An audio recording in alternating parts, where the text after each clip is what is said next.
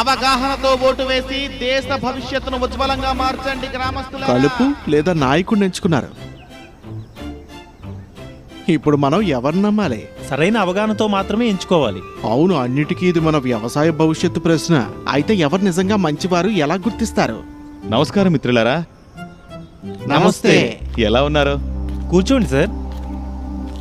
ఇలా నాయకుడిని ఎన్నుకోవడమైనా అలాగే కలుపు నివారణ అయినా సరే మనం చాలా జాగ్రత్తగా నిర్ణయం తీసుకోవాల్సి ఉంటుంది.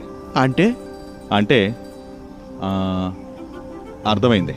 అంటే మీరు మీ పొలంలో పత్తి వేశారనుకోండి. అయితే పత్తికి మార్కెట్లో రకరకాల కలుపు సంహారకాలు దొరుకుతాయి.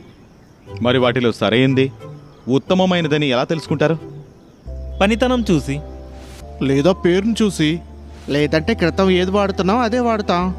కానీ ఇదే బెస్ట్ అని మీరెలా తెలుసుకుంటారు?